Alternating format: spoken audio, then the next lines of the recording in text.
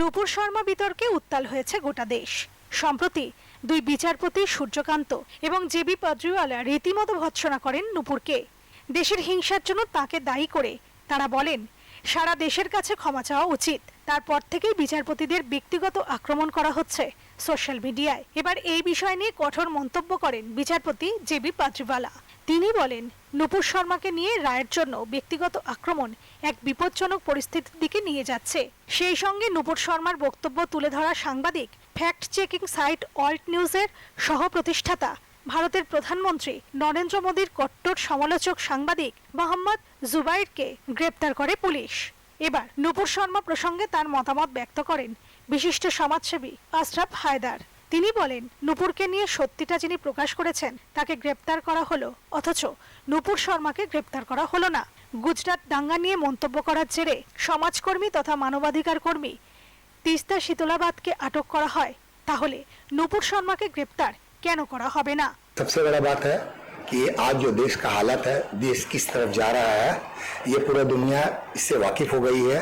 खास करके हमारे हिंदुस्तान के मुसलमानों को जिस तरह से बेबुनियाद तरीका से, आपने अभी देखा हाल में ही मोहम्मद जुबैर का मामला जो हॉट न्यूज से जुड़े हुए हैं, आपने देखा कि टेस्ट्रा जो है से परिवार जो उनका वाकया देखा है कि इन लोगों के कसूर क्या है।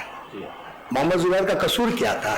इसने यही कसूर है कि भाई एक हनीमून ये था रेस्टोरेंट, उसको उसने हनुमान करके दो था, उसको उसने दिखाया। और इस तरह से, और ये देखिए बड़ा बड़ा वाकया है, आपने देखा एनआरसी के मौके पे किस तरह से दिल्ली में एक नौजवान आके गोली चलाता है और उसको सेकंड बेल दे दिया जाता है। लेकिन इन लोगों ने सिर्फ थोड़ी सी आवाज उठाई, जो सच्चाई दिखाई है, और इस सच्चाई दिखाने के बिना पे इन लोगों को सुप्रीम कोर्ट से लेके कहीं से कोई राहत नहीं मिल रहा है। अब तो कहीं ना कहीं सुप्रीम कोर्ट पे भी उंगली उठने लगा है। आपने देखा भी महाराष्ट्र का वाकया, महाराष्ट्र में क्या हुआ? महाराष्ट्र में आप समझिए कि 11 तारीख का डेट दे करके एक दिन में वो फ्लोरिंग टेस्ट का होता है, सुप्रीम कोर्ट बोलता है कि नहीं ये ठीक है। तो आज देश ये समझ में नहीं आ रहा है कि देश कहाँ जा रहा है। तो हम लोग को यही है कि आपस में अभी भी हमारे हिंदुस्तानी, हम लोग जो हिंदुस्तानी है, हिंदू मुसलमान सिख ईसाई, ये लोग हम लोग आपस में काफी यूनाइटेड है। लेकिन ये आरएसएस और बीजेपी की जो पॉलिसी है, ये पॉलिसी कहीं ना कहीं देश को बंटवारा की तरफ ले जा रहा है।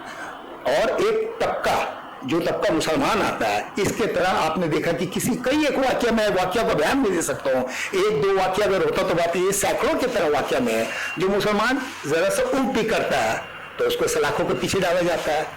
और जो वाक्य में जो है, आज आपने देखा जो आपने देखा ये गला वो काट दिया, सब जो राजस्थान का वाकया हुआ है।